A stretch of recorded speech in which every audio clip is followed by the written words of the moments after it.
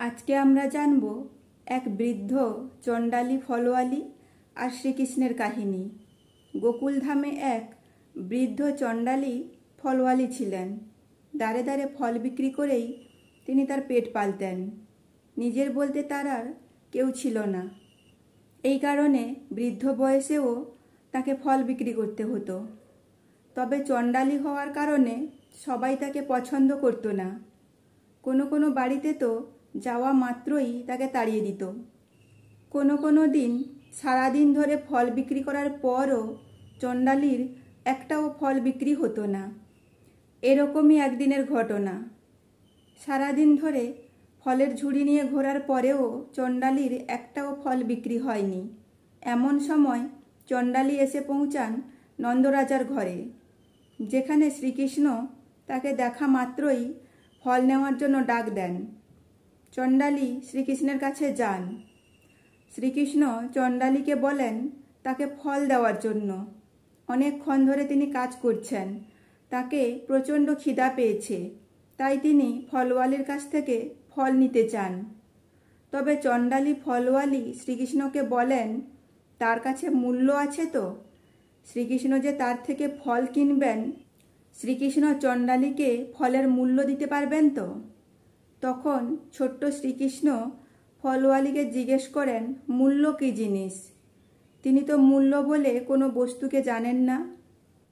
ফলওয়ালি শ্রীকৃষ্ণকে উদাহরণ দিয়ে বুঝিয়ে দেন, শ্রীকৃষ্ণ যেমন ফলওয়ালির কাছ থেকে ফল নেবেন, ঠিক সেভাবেই শ্রীকৃষ্ণকেও ফলওয়ালিকে কিছু দিতে হবে ফলের বিনিময়ে। এটাকেই বলে মূল্য। তখন শ্রীকৃষ্ণ ফলওয়ালিকে বলেন তার মাতা যখন শ্রীকৃষ্ণকে কিছু দেন, তার মাতা কিন্তু শ্রীকৃষ্ণের কাছ থেকে কোনো মূল্য নেন না। আরও বলেন গোপীরা যখন শ্রীকৃষ্ণকে মাখন খাওয়ায়, তখন গোপীরাও কিন্তু শ্রীকৃষ্ণের কাছ থেকে কোনো মূল্য নেন না। গোপীরা তাকে বলেন শ্রীকৃষ্ণ যেন তাদের কোলে বসে তাদেরকে মাতা বলে ডাকে, আর তাতেই গোপীরা সন্তুষ্ট হয়ে শ্রীকৃষ্ণকে পেট ভর্তি করে মাখন খাওয়ান। এরপর শ্রীকৃষ্ণ ফলওয়ালিকেও বলেন আমি যদি তোমার কোলে বসে তোমাকে মাতা বলে ডাকি, তাহলে কি তুমি আমাকে ফল দেবে? শ্রীকৃষ্ণের এই কথা শুনে ফলওয়ালির চোখে জল চলে আসে। তিনি বলেন তিনি কিভাবে শ্রীকৃষ্ণকে কোলে নেবেন। তিনি হলেন চণ্ডালী, তাকে কেউই পছন্দ করেন না। নিচু জাত বলে বহু বাড়িতে তাকে প্রবেশ পর্যন্ত করতে দেয় না, তার থেকে ফলও কেনে না। তিনি শ্রীকৃষ্ণের মতো উচ্চ জাতের রাজকুমারকে কিভাবে কোলে নেবেন? আর ঠিক সেই সময় শ্রীকৃষ্ণ ফলওয়ালির কোলে বসে পড়েন এবং বলেন এভাবেই ফলওয়ালি তাকে কোলে নেবেন। ফলওয়ালি তখন ভয় পেয়ে যান। ফলওয়ালি ভয়ে শ্রীকৃষ্ণকে বলেন এ কী করলে, কেউ যদি দেখতে পেয়ে যায়? তখন শ্রীকৃষ্ণ বলেন কোনো ভয় নেই মাতা, এবারে তুমি আমাকে ফল দাও।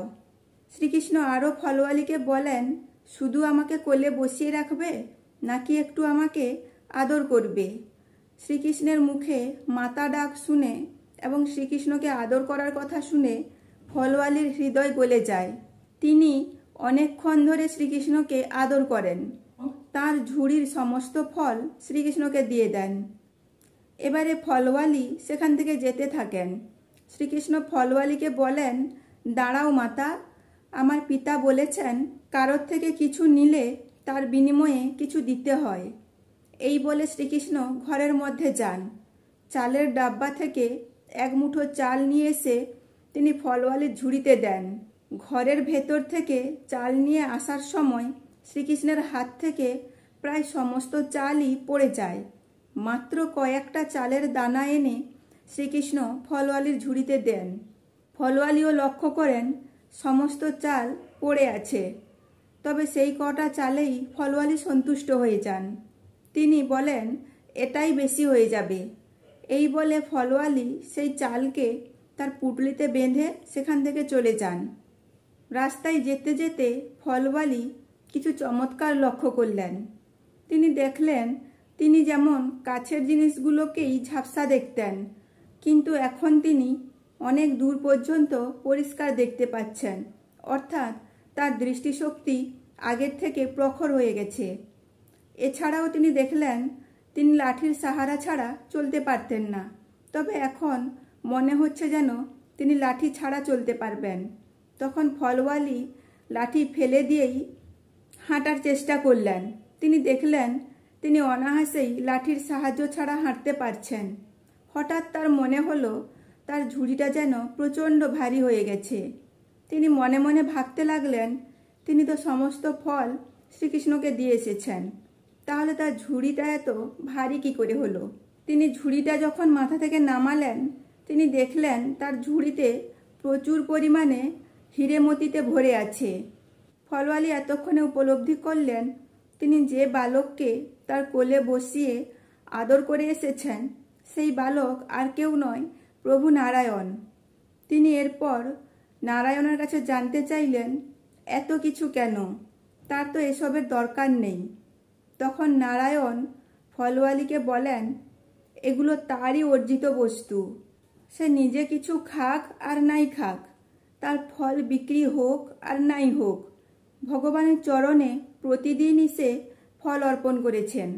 কোনো আভিজাত্য পরিবারও করে না, নিজেদের আহারের জন্য বাঁচিয়ে রেখে তারপরে তারা ভগবানের পায়ে অর্পণ করেন। কিন্তু ফলওয়ালি নিজে না খেয়ে হলেও ভগবানের পায়ে ফল অর্পণ করেছেন, তার জন্যই এই হিরেমতি ফলওয়ালির অর্জিত বস্তু। তবে ফলওয়ালি বলেন তার এসবের কিছু প্রয়োজন নেই, ভগবানের দর্শন হয়ে গেছে, ভগবানকে তিনি কোলে বসিয়ে আদর করেছেন, এটাই তার পরম পাওয়া। এই বলে সেই হিরেমতি ফলওয়ালি গঙ্গার জলে বিসর্জন দেন। গঙ্গার তীরে নারায়ণের ধ্যানে বসে যান।